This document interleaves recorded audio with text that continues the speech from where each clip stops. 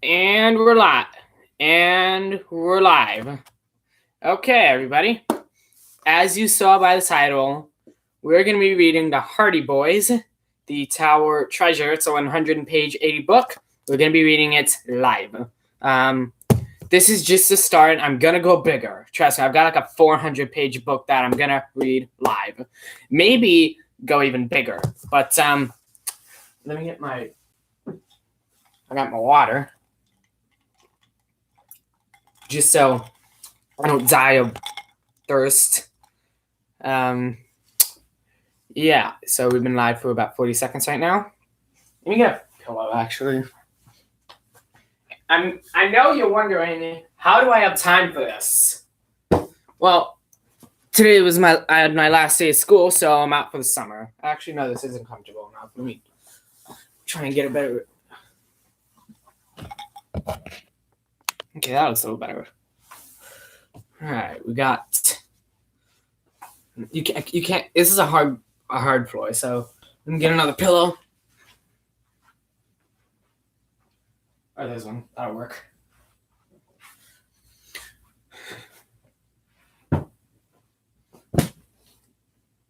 Yeah, that looks pretty good. There we go. All right. Yeah, this feels good. This will work.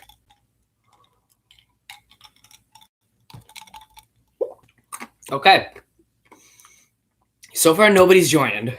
I'm going to do a little Instagram post just so.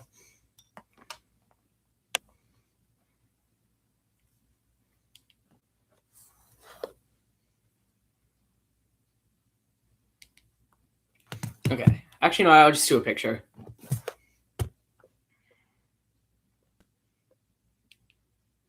Okay, there we go. Let me post on my Instagram just so my friends, I'm saying, hey, this is what I'm doing now.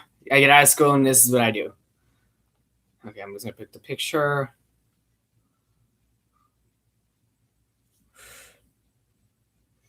I'm never good at making pictures on it. There we go. I'm not good at, like, you know how you zoom out pictures? I'm not very good at making those accurate, you know? All right. Reading a 180-page book live. Okay, you know what? There we go. Come on. Yeah, there we go. It just says reading a 180-page book live. I'm going to save that to my story. And then, yeah, you should be good. And there it is. We're good to go. All right, we're good. So, yeah, I wonder how my friends are going to react to this. I am allowed to take. I got a YouTube notification. Star Wars Theories live. That's cool. So, somebody joined. All right, phone is charging just in case. I'm doing good, thank you. Time for a story time. I don't know. I was literally sitting one day and like, what if I just sat there, live streamed on YouTube without question and read? I don't know how I came up with it. And I'm speaking to my brother is, I don't know where he is. He's probably somewhere in the house. Yeah. Yeah, so. Okay. I think we're ready. I feel like I should have something like right here. You know what I mean? Like, I don't even know, but I think I'll be fine. All right, first page. Okay, this I'm going to skip. This is all of the books that they have. But technically, it's not page 1. So here we go. First couple letters. The Tower Treasure. Oh, I also got to show the picture, so. Okay. Here's the first picture. This is going to be a very long day. Joe toppled off the railing into space. Okay. The Hardy Boys Mystery Series. The Tower Treasure by Franklin W. Dixon. I don't think I'm going to get copyrighted for just reading it, because I think I'll be fine, really. Grosset and Dunlap, publishers, New York, a member of the Putnam and Grosset Group. Okay. Printed on recycled paper, copyright 1987, 1959, 1955, 1927 by Simon and Suchester, Inc. All rights reserved. Published by Grosset and Dunlap, Inc., a member of the Putnam and Grosset Group, New York. Published simultaneously in Canada, printed in the USA. The Hardy Boys is a registered trademark of Simon and Suchester, Inc. I don't know. I have a question for you. Sure, go ahead. Go ahead.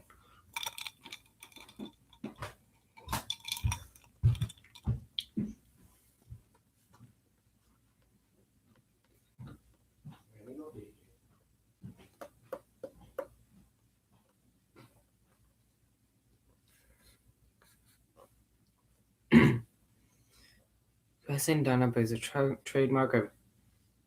Okay. I think I'm going to skip that. Contents. Chapter number 1, The Speed Demon. Chapter 2, The Holdup. Chapter 3, The Threat. 4, Red versus Yellow. 5, The Hunt is intensified. 6. 6, The Robbery. 7, The Arrest. 8, An Important Discovery. 9, The Rival Detectives. 9,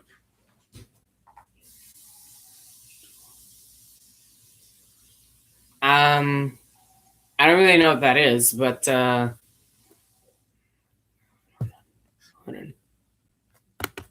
already got like the screen on my thing. I can see the viewers up here. At least I can. Viewers up here, the likes, the time. I can see end stream over here, the audio thing over here. Let me see if I can.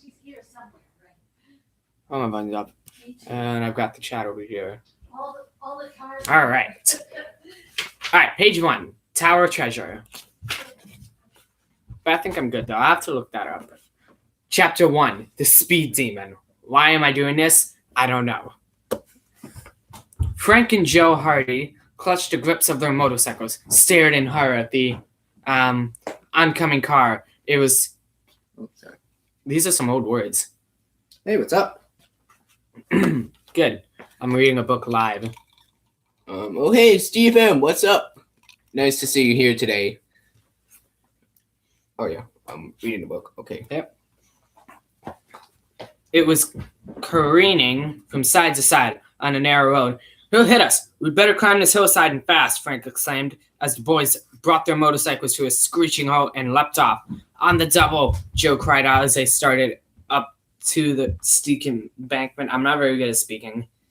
To their amazement, the reckless driver suddenly pulled his car hard to the right and turned into a side road on 2 wheels. The boys expected the car to turn over, but it held the dusty ground and sped off out of sight. Wow, said Joe. Let's get away from here before the crazy guys come back. That's a dead-end road, you know?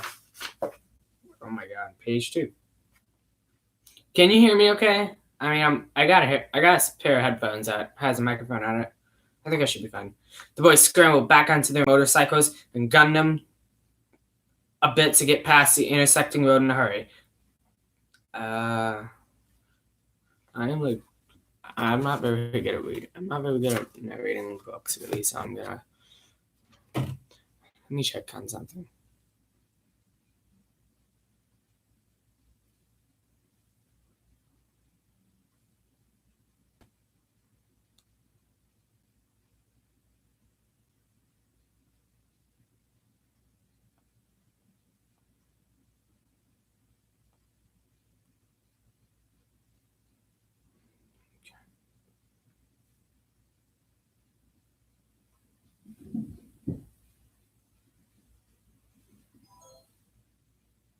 Checking on some YouTube notifications, just so I'm already updated.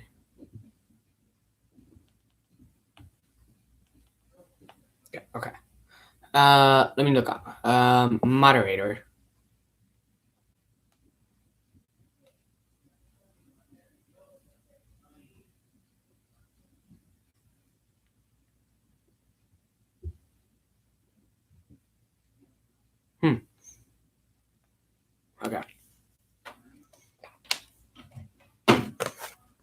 Okay.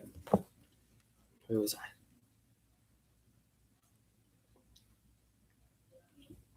They rode in silence for a while, gazing at the scene ahead. On their right, an embankment of tumbled rocks and boulders sloped steeply to the water below. From the opposite side of the road, a jagged cliff. The little-traveled road was winding, and just enough for 2 cars to pass. "Boy, I'd hate to fall off the edge of this road," Frank remarked. "It's a 100-foot drop." "That's right. We'd sure be smashed to bits before we ever got to the bottom." Then he smiled. "Watch your step, Frank, or Dad's papers won't get delivered." Frank reached into his jacket pocket just to be sure. Several important legal papers, which he was to deliver to Mr. Hardy, were still there. Relieved to find them, Frank chuckled and said, after the help Dave got on his latest case, he had to set the firm up Hardy and Sons. "Why not?" Joe replied, with a broad grin. "Isn't he one of the most famous private detectives in the country? Aren't we bright, too?" Then, becoming... I have trouble pronouncing words sometimes.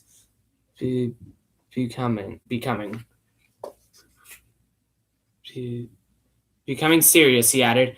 "I wish we could solve a mystery on our own, though." Frank and Joe, students at Bayport High, were combining business with pleasure this Saturday morning by doing the errand for their father. Even one boy was dark and the other fair. I don't know what that means. I think when they say dark, I'm talking like one of them says, for example, like fall off a cliff. Like for example, you want to see it? You want to know how gravity feels? Fall off the cliff line. Like that's a dark comment. So like that's what it was talking about. And the other fair, I'm pretty sure he's like maybe not that dark, as in like has a dark mind. Like says, hey, imagine if a bird ended up hitting a windshield, something like that. It's not that dark, but just still. There was a marked resemblance between the two brothers. 18-year-old Frank was tall and dark. Joe, a year younger, was blonde with blue eyes. They were only children of Fenton and Laura Hardy. Their family lived in Bayport, a small but thriving city of 50,000 inhabitants, located on Barmet Bay, 3 miles inland from the Atlantic Ocean. The 2 motorcycles whipped along the narrow road that skirted the buoy and led to Willowville, the brothers' destination. The boys took the next curve neatly and started up a long, steep slope. Here, the road was mere ribbon and badly in need of repair. "Once we get to the top of the hill, it won't get so rough," Frank remarked as they jumped over the uneven surface. Better road from there into Willowville. Just then, above the sharp put of their own motors, the 2 boys heard the roar of a car approaching from the rear at great speed. They took a moment to glance back. "Looks like the same guy we saw before," Joe burst out. "Good night." At once, the Hardys stopped and pulled as close to the edge as they dread. Frank and Joe hopped off and stood poised to leap out of danger again if necessary. The car hurtled toward them like a shot, just when it seemed as if it could not miss them. Tired.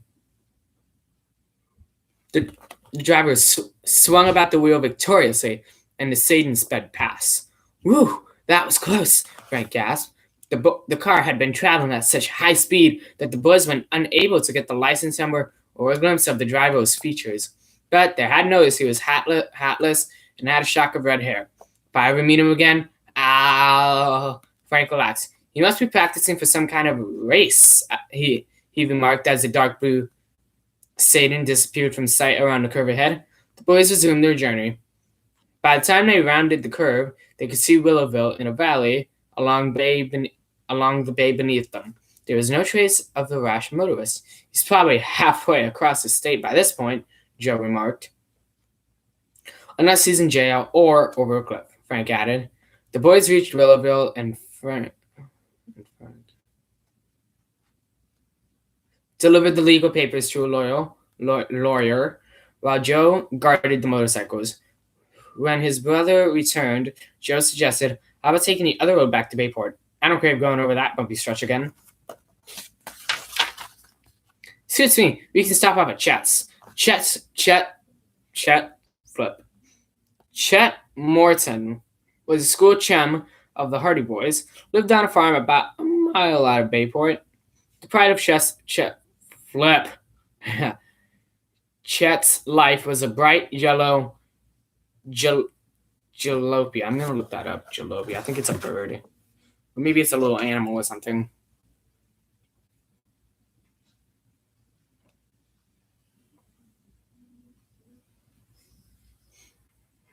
Oh, I think it's a car. Oh, I can see a bunch of game images, but game images. I think it's this. Okay, back to the story. Oh, it's upside down. Which he had named Queen. He worked on it daily to soup up the engine. Frank and Joe retraced the trip for a few miles, then turned onto a country road which led to the main highway on which the Morton farm was situated. As they neared Chet's home, Frank suddenly brought his motorcycle to a stop and peered down a clump of bushes in a deep ditch at the crazy side of the road. Joe, that crazy driver is something else had a crack up. Among the tall bushes was an overturned blue Sedan. The car was a total wreck and lay wheels upward, a mass of tangled junk.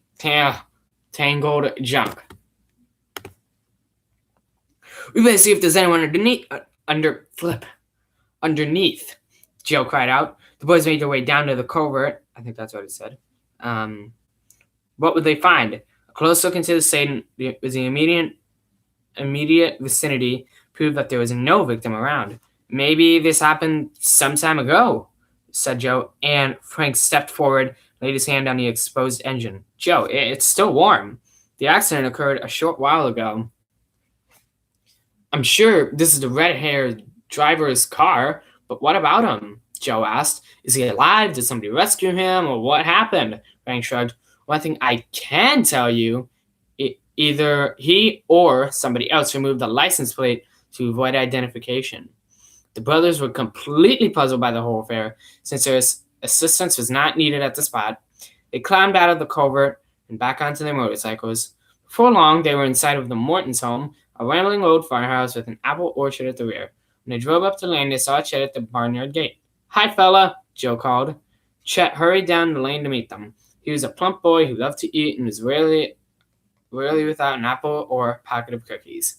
His round freckled face usually wore a smile, but today the Hardys sensed something was wrong. As they brought their motorcycles to a stop, they noticed that Chum's cheery expression was missing. What's the matter? Frank said. I'm in trouble. You're just in time to help me. Did you meet a fellow driving the Queen? Frank and Joe looked at each other blankly. Your car? No, we haven't seen it, said Joe. What's happened? It's been stolen. Okay. Stolen! Yes, I just came out of the garage to get the Queen. She was gone. Wasn't the car locked? That's the strange part of it. She was locked. Although the garage door was open, can't see how anyone got away with it. There is a way somebody can get your car open. They could have one of those metal, metal, not like a stick, but like a thin stick, whatever. It looks like a ruler, but just much thinner. They can go inside. So here's the car roof and here's a window. They can actually go inside and unlock the car. And then you pull that out, you can open the door. Yeah, it's sort of a thing, like if you accidentally, it's sort of a thing you should have just in case if you get locked out of your car. Well, I'm not saying you should, but like, it happened to my dad one time. He's like, oh God, I just use this. And, he was able to get into his car. Yeah, it took a long time though. It took a long time. It was really hard. Okay. A professional job, Frank commented. Auto thieves always carry scores of keys with them. Chet, have you any idea when this happened? Not more than 15 minutes ago, because that's when I came home with the car. We're wasting time, Joe cried out. Let's chase the thief. But I don't know which way he went, Chen protested. We didn't meet him, so he must have gone in the other direction. Climb on behind me, Chet, Joe urged. The Queen can't go as fast as our motorcycles. We'll catch her in no time. And there was only a little gas in my car, anyway, Chet said excitedly as he swung himself onto Joe's motorcycle. Maybe it is stalled by this time. In a few moments, the boys were tearing down the road in pursuit of the automobile thief. Chapter 2, The Holdup. Let me get some water.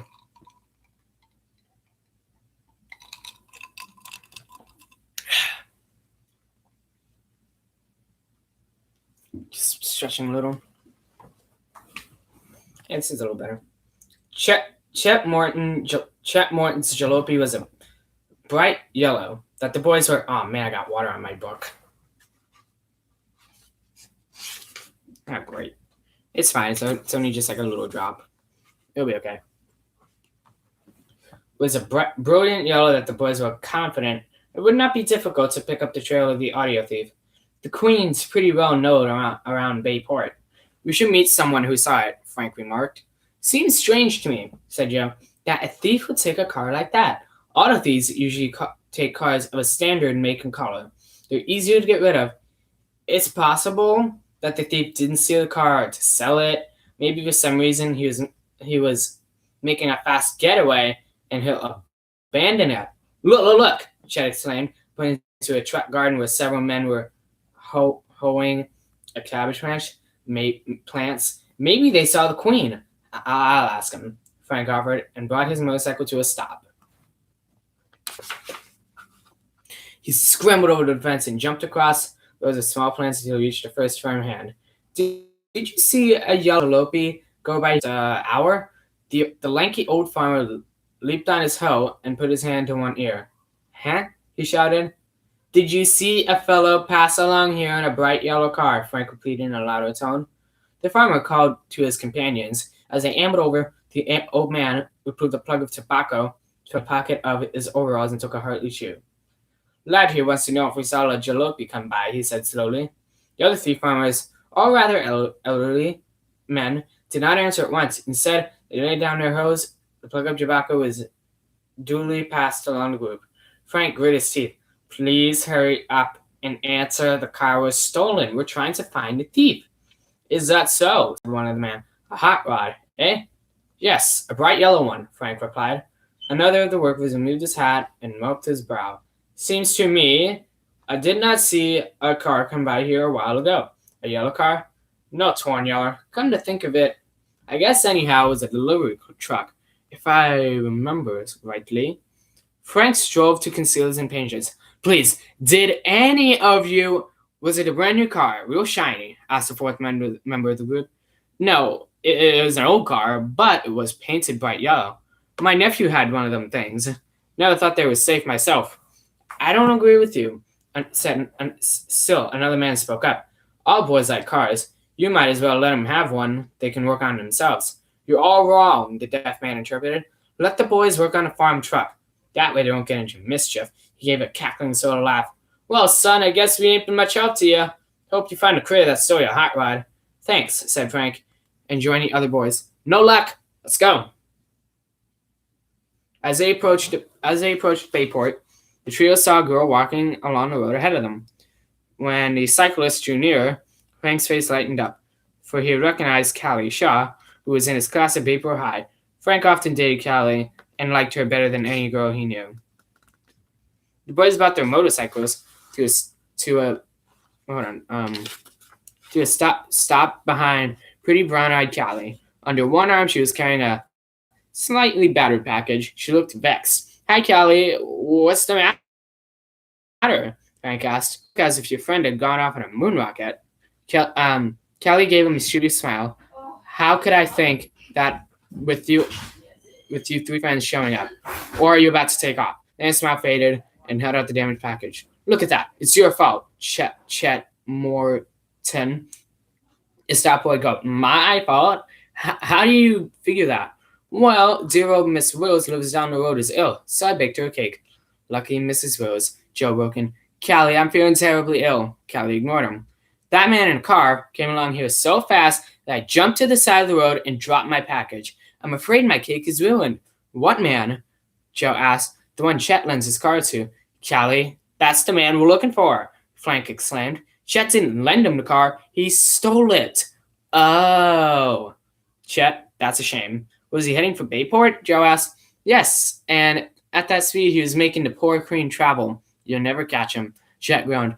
I just remembered that the gas gauge wasn't working. Guess the car has more gas in it than I thought. No telling where that guy may take my Queen. We better go to police headquarters. Callie, will you describe this man? All I saw was a blur, but the man did have red hair. Red hair? Joe, do you think he could be the same man we saw? The one who wrecked his own car? Joe wagged his head. Miracles do happen. Maybe he wasn't hurt very much and walked to Chet's house and helped himself to my car, Chet added. Frank snapped his fingers. Say, maybe the wrecked car didn't belong to that fella. You mean he's stolen it too? Yes, which would make him even more desperate to get away. Whatever are you boys talking about? Callie asked. I'll phone you tonight and I'll tell you. Go to Dash. Got to Dash now. The boys waved goodbye at Callie and hurried into town. They went home to Chief Ezra Collig, head of Bayport Police Force. He was a tall, husky man, well known to Fenton Hardy and his two sons. The chief had often turned to the private detective for help in solving particularly difficult cases.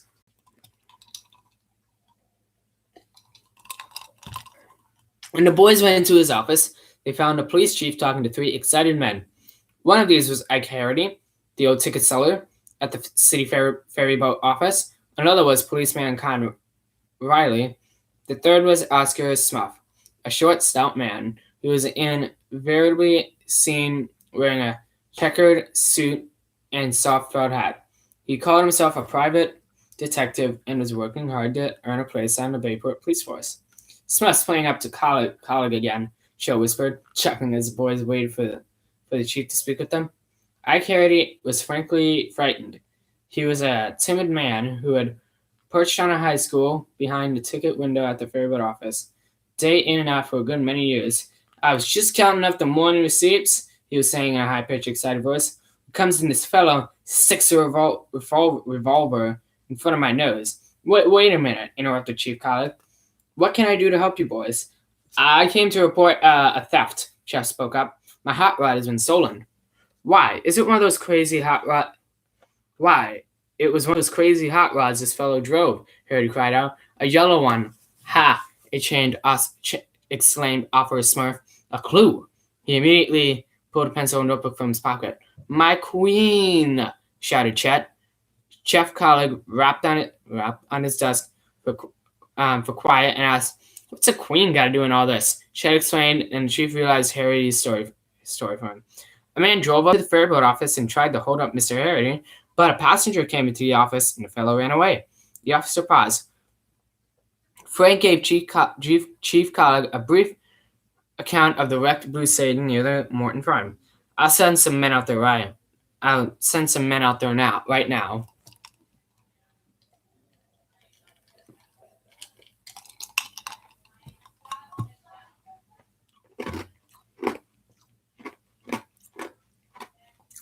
Ice.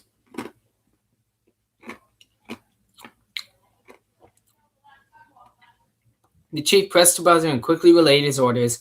It certainly looks, Joe commented, as if the man who stole Jet's car and the fellow who tried to hold up the ferryboat officer are the same person. Did you notice the color of the man's hair? Frank asked Mr. Harity. Smuff interpreted. What's that got to do with it? It may have a great deal to it, Frank replied. What color was his hair, Mr. Harity? I think that's how you pronounce his name. I doubt it, but... dark brown and short cropped. Frank and Joe looked at each other, perplexed. You sure it wasn't red? Joe asked.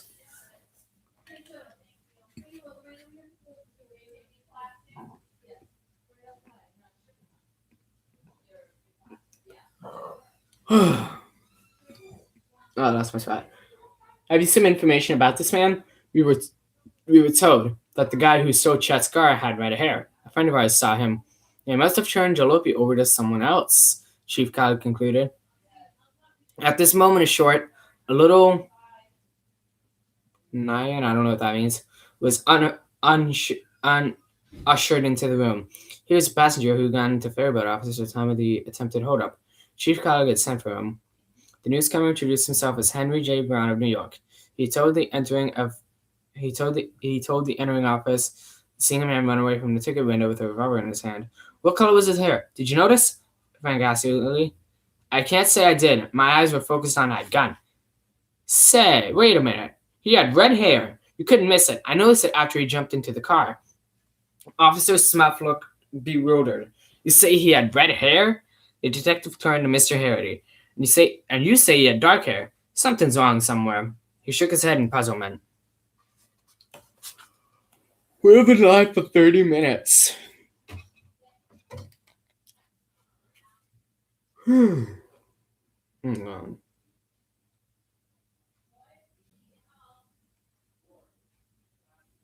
Just checking.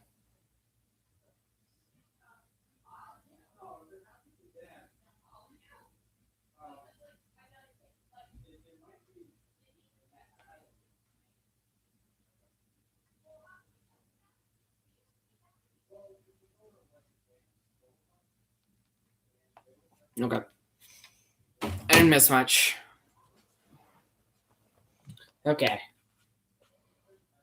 Oh my god. Let me just.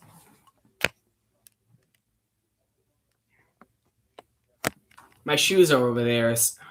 Those are my shoes, so.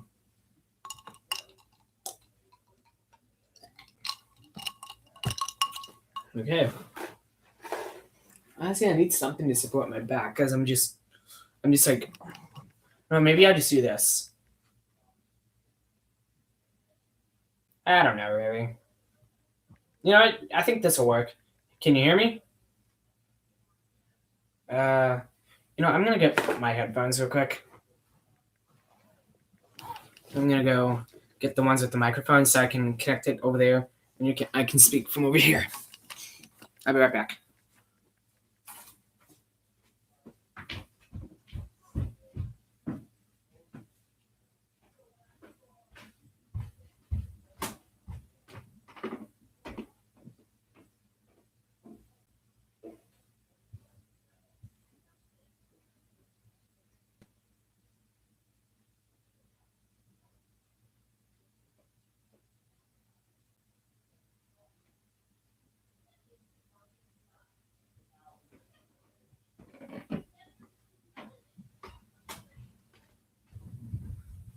Might be on here.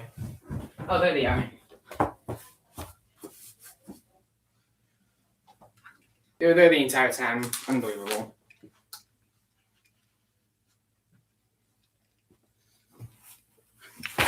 Whoa, and there goes the book.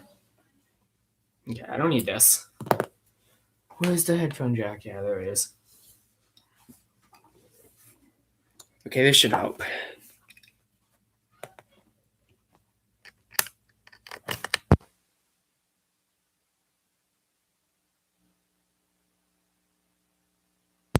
Okay, is that better? I think that's better.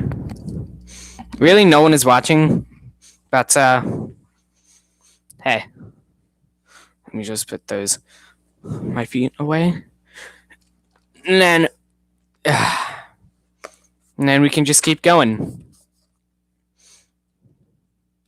It's 5:57 right now, so about half an hour we've been live.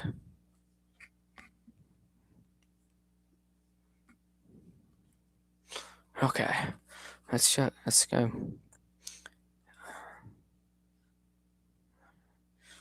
Officer Smith looked bewildered. You say he had red hair? The detective turned to Mr. Harity. And you say he had dark hair. Something's wrong somewhere. He shook his head in puzzlement. The others were puzzled too. Frank asked Mr. Brown to tell once more when he had noticed the red hair. After the fellow leaned down in the car and popped his head back up again, the New Yorker replied. Frank and Joe exchanged glances. Was it possible the red hair was a wig and the thief had put it on before Mr. Brown had noticed him? The boys kept still. They didn't want any interference from Smuff in tracking down this clue. I got it.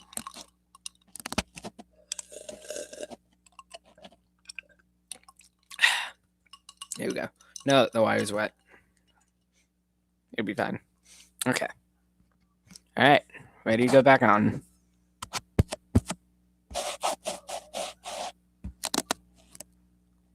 Testing. Just testing the audio. Testing. Testing.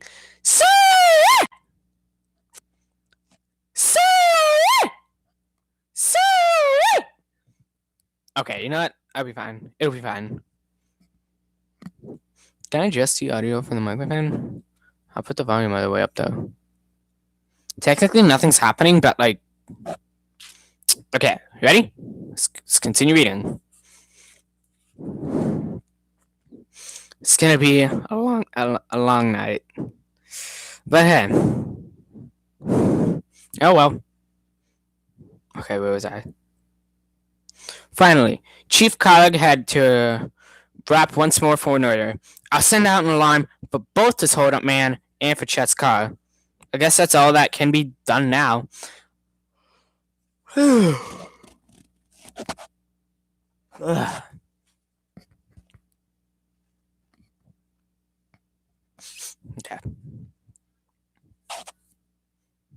Alright, there we go. Should be good.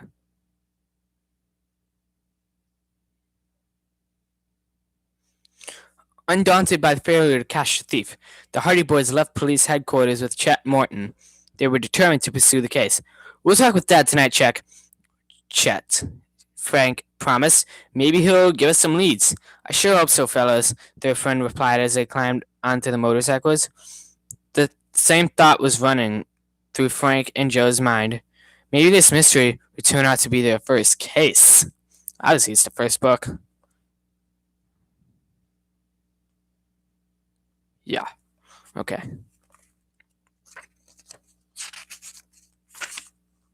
Chapter 3, The Threat. Honestly, I really need a snack. I'm getting pretty hungry right now. Well, like, let me see if we're 18 pages in, and we're doing pretty well. I got him at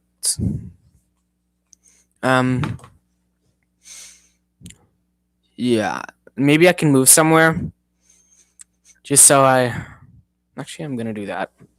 I'm gonna move the whatever it is at this little table, and I gotta dry that. Okay, I'm gonna put the book over here, and then we'll just have a sort of a just white background and just try that. Okay, it was wet, so literally no one has joined the live stream. I don't really blame them, because who's gonna want to watch this? Like, nobody. Okay, this will work. All right, that'll work. Just put some pillows down just to make it comfortable. We got one of these old cell phone plugs, so I'm gonna put a pillow over here just to prevent it being annoying on my back. Okay, you know what? This actually feels a little better. Feels a little more cozy now. I can live with this. So I'm just gonna kick my table, whatever. It's actually a. Oh, come on. Okay, you know what? I can honestly live with this. Not bad. All right. Pretty sure you can hear me. Okay. I'm actually gonna check out my own live stream just so. Okay, low power mode is turned off because I had it on low power mode because I'm gonna check out my own live stream just to be sure that everything is going well. Okay. Testing. Okay. Geez. It sounds fine. Oh, we got another person. Hello. Well, technically it's only one, but I got a notification. Also, this is good exercise on my legs. If I bend forward, I can just... And you're gone. Okay, well. Oh, well. Maybe... Why am I doing this? I don't know. Alright, let's keep going. We need to do some faster progress, because I want to have some dinner soon. I don't know about you, but I could really use some. The struggle is real. We've been live for 40 minutes. Why am I doing this to myself? Okay, you know what? Reading is actually pretty fun. I like it.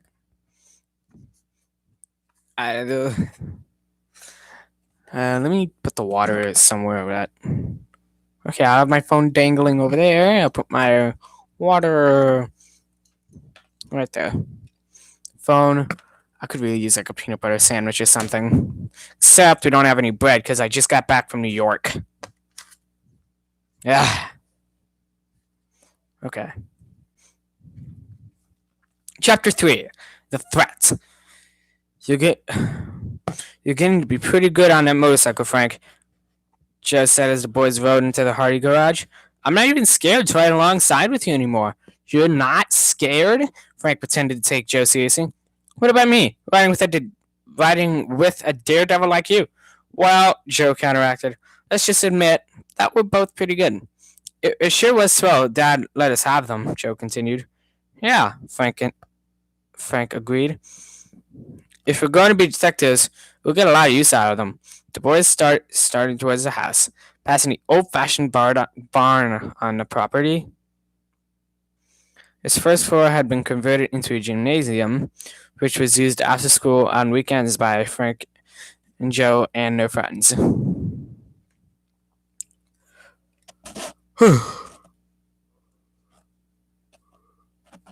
This is probably gonna take like 2 hours. Okay, let me check on my. I keep getting some notifications. I'm just gonna check.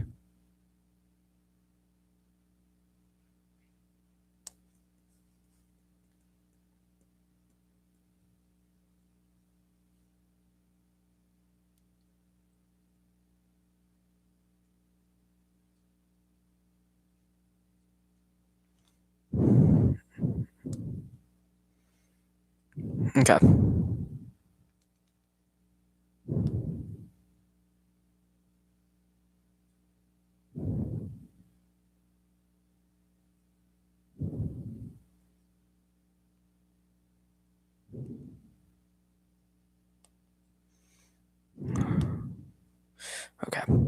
Okay.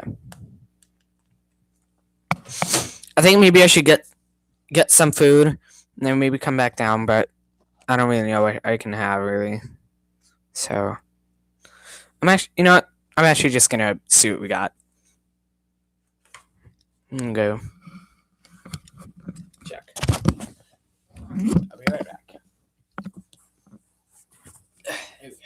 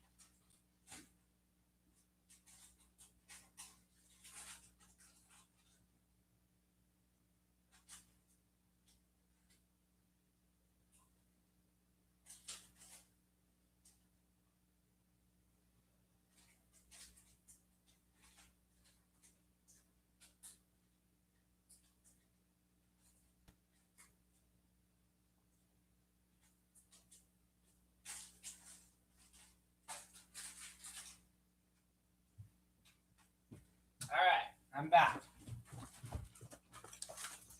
It's not much, but I really just need some snacks. Like I've got some Oreos, I've got some M&Ms, just to really keep me going.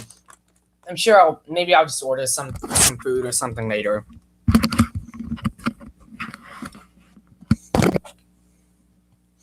Okay. Been live for almost 45 minutes. Okay. It is actually 6:08 right now. So I've got some hazelnut spread M&Ms just to keep me going, really.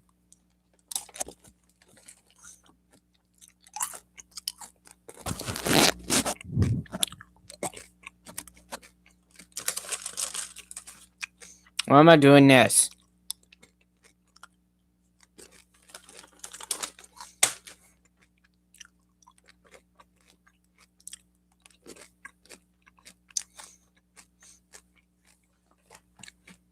Okay.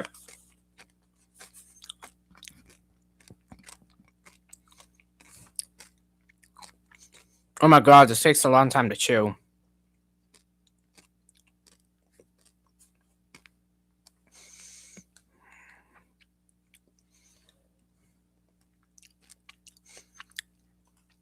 That feels better.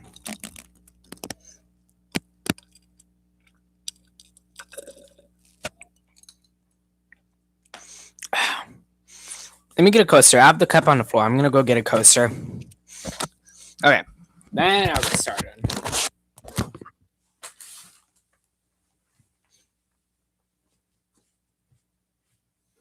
Hold on, let me lift this up real quick. The rug.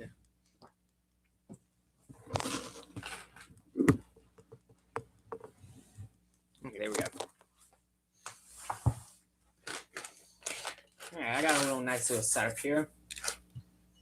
This will work. Okay, it's time to get serious. I know it's been a while since I've been live and stuff, but I apologize. It's just I just haven't had a lot of time, really. Where's my microphone? Okay. 47 minutes. All right, let's go.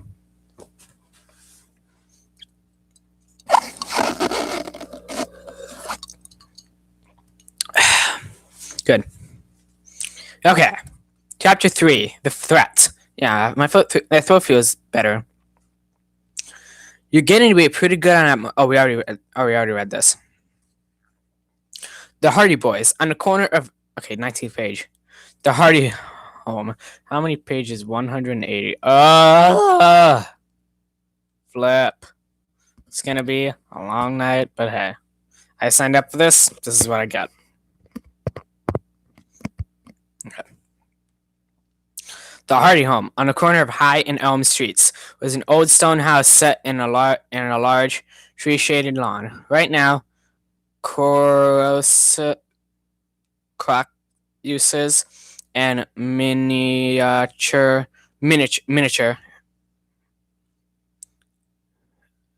narcissi, I don't know, were sticking their heads through the light green grass.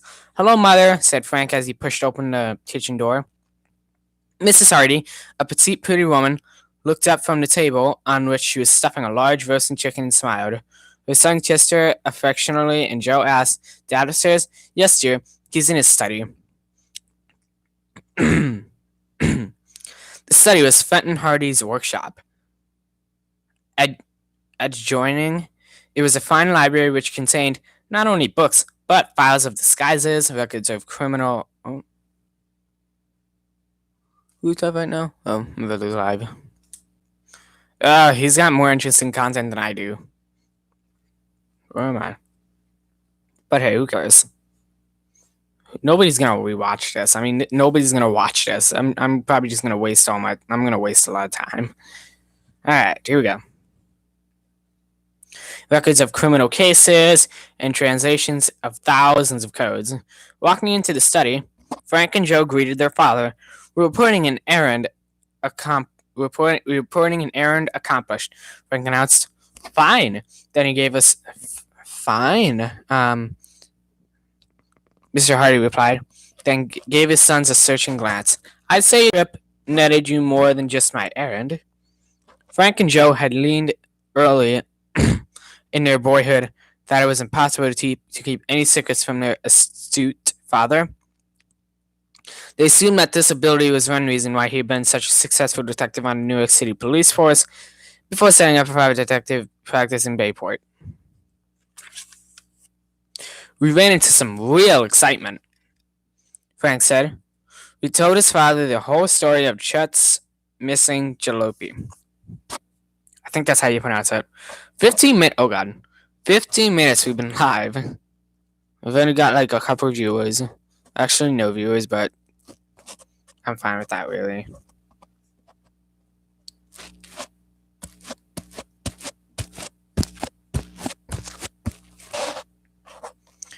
Chet's okay.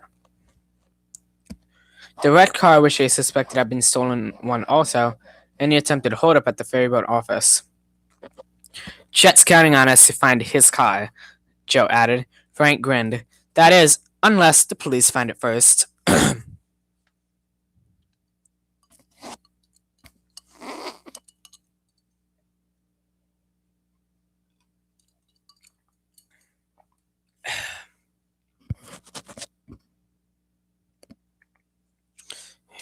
we go.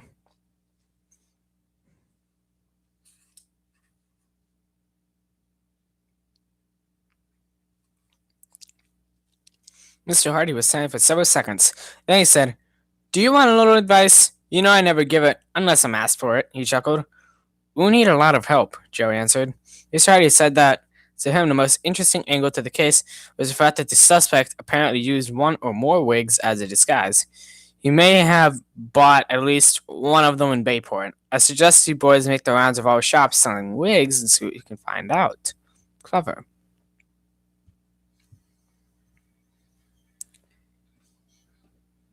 The boys glanced at the clock on their father's large desk. Then Frank said, We'll have time to do a little sleuthing, or whatever that is, before closing time. Let's go. The two boys made a dash for the door. Then both stopped short. They did not have the slightest idea where they were going. Sheepishly, Joe asked, Dad, do you know which store sells wigs? With a twinkle in his eye, Mr. Hardy arose from the desk, walked into the library, and opened a file drawer labeled W through Z. A moment later, he pulled out a thick folder marked wigs. Manufacturers, distribution, and retail shops of the world. Why, Dad? I didn't know you had all this information, Joe began. His father merely smiled.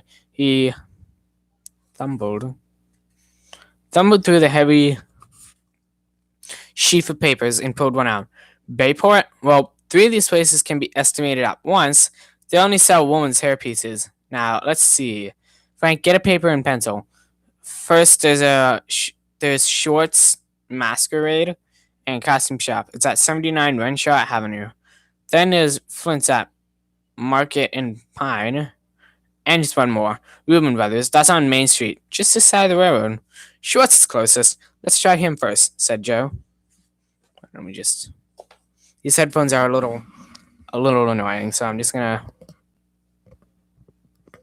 Yeah, I'm just gonna do that. Yeah, that kind of works. I got him. Okay, does that work? Looks like it. Hopefully, the boys dashed out to their motorcycles and hurried downtown. As they entered Short's shop. Oh god, this is a long look. A short, plump, smiling man came toward them. Well, you got under the wire, fellows. We literally just got another viewer, and they're gone. I didn't think anyone would really watch this.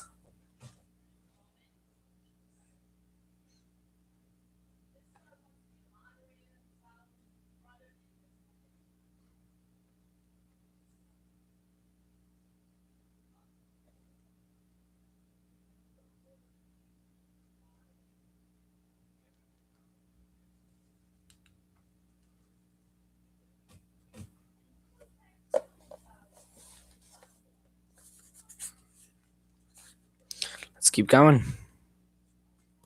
I think. Okay.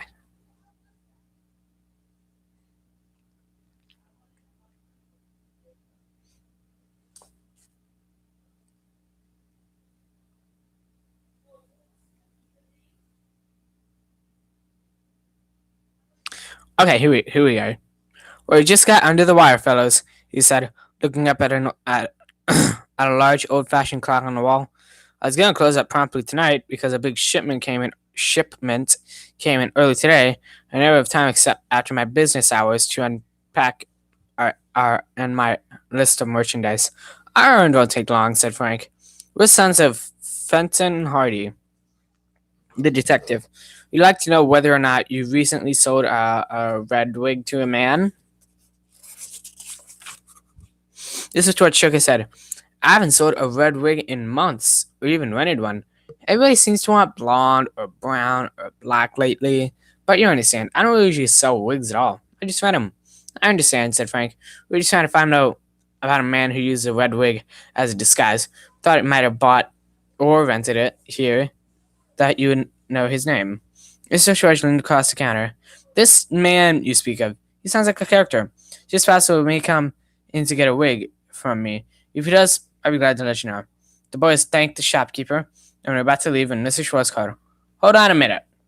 The Hardy boys hoped that the dealer had suddenly remembered something important. This is not the case, however. With the grim man asked the boys if they would like to help him open some cartons, which he had arrived to try on the costumes. Those folks at the factory don't always get the sizes marked right. Would you be able to stay a few minutes and help me? I'd be glad to pay you. Oh, we don't want any money, Joe spoke up. Tell you the truth, I'd like to see your costumes. Mrs. George locked the front of her shop, then led the boys in a rear room. It was so filled with costumes and all kinds of paraphernalia, I don't even know, for theatrical work, plus piles of cartons that Frank and Joe wondered how the man could ever find anything.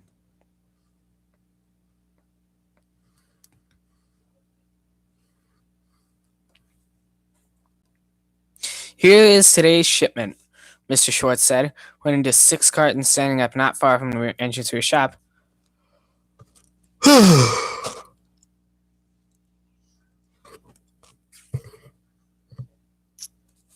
Together, he and the boys opened the boxes one by one, lifted out a king's robe, a queen's tiara, I think. Tiara, I don't even know. What was it? And a little Bo Peep costume. Suddenly, Mr. Schwartz said, here's a skeleton one marked size 38. Would one of you boys mind trying it on? Frank picked up the costume, unzipped it to the back, and stepped into the skeleton outfit. It was tremendous on him, and ribs sagged ludicrously. I don't even know. Guess fat man model for this. And then he marked, holding the garment out to his full width. At that moment, there was a loud rap on the front door of the store. Mr. Schwartz made no move to answer it. I'm closed, he said. Let him rap. Suddenly, Frank had an idea. The thief who used wigs might be the late customer, coming on purpose at this hour to avoid meeting other people. Without a word to the others, he dashed through the doorway in the store toward the front entrance.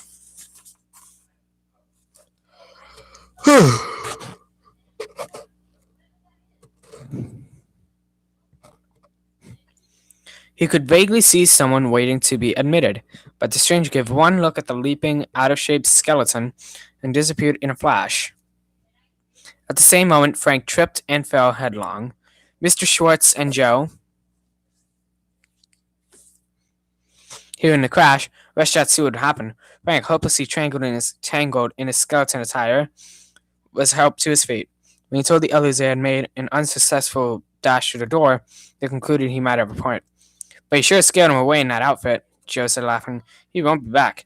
The boys stayed for over half an hour, helping Mr. Schwartz.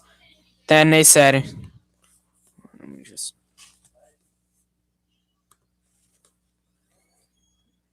Yeah, I like that. Okay, I found it. I found my page.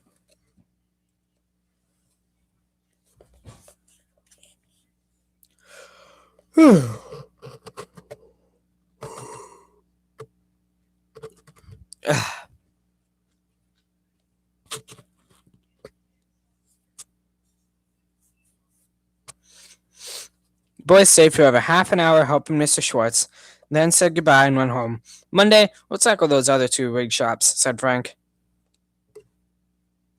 The following morning, the Hardy family attended church. Then after dinner, Frank and Joe told the parents they were going to ride out to see Chet Morton. We had been invited to stay to supper, Frank added, but we promised not to get home late.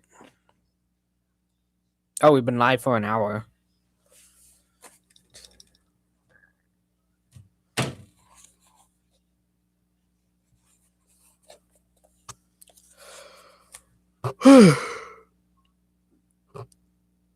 Oh, this is really slow.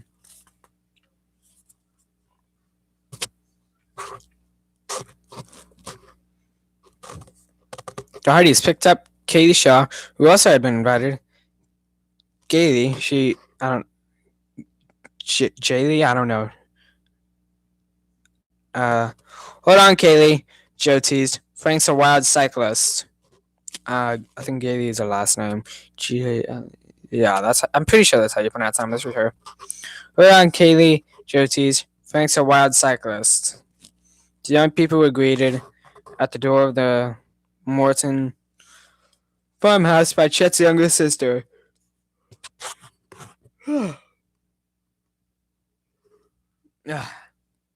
Tired. Jola, dark-haired and pretty. Joe Hardy thought she was quite the nicest girl in Maple High and dated her regularly. As dusk came on, 5 young people gathered in the Morton's kitchen to prepare supper.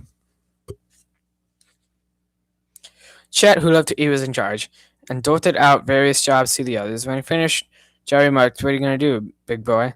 The stout youth grunted, "I'm the official taster." A bowl went up from the others. "No worky, no eating," said Iola flatly.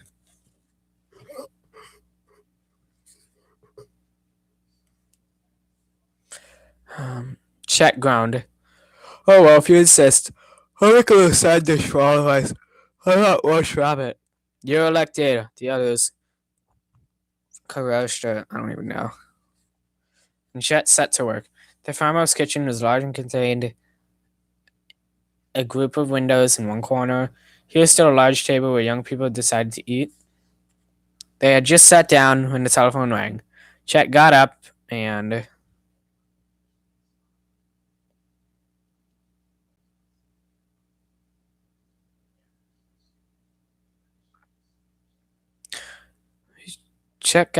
walked into the hall to answer it. Within a minute, he re-entered the kitchen, his eyes bulging. "What's the matter?" Iola, I don't even know. Asked quickly. I've been threatened," Chet replied. "Threatened? How?" Chet was so frightened he could hardly speak, but he managed to make the others understand.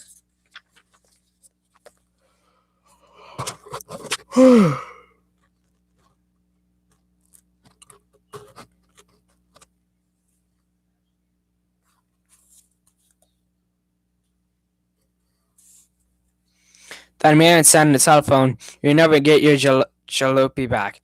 And if you don't lay off trying to find me or your car, you're gonna get hurt." "Wow," cried Joe. "This is getting serious." Callie and Iola had clutched their throats and were staring wild-eyed at Chet. Frank, about to speak, happened to glance outside the windows toward the barn. For an instant, he thought his eyes were playing tricks on him, but they were not. There was a figure sneaking from the barn and down to the lane towards the highway. "Fellows, follow me!" he cried suddenly. Okay. Let me just...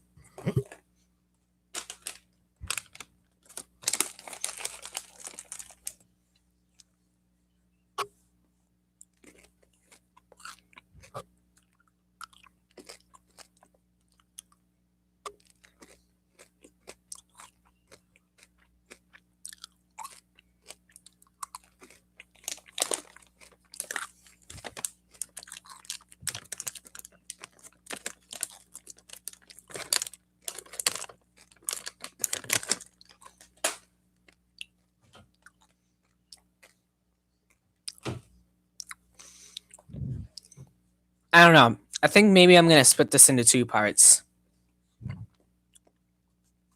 Alright, so we'll stop here. And then we've got chapter 4. We're going to stop here at chapter 4. Red versus yellow. We're going to stop here. And I'm going to make a part 2 some other day. Because I don't feel like it tonight. So thanks for watching. Yeah.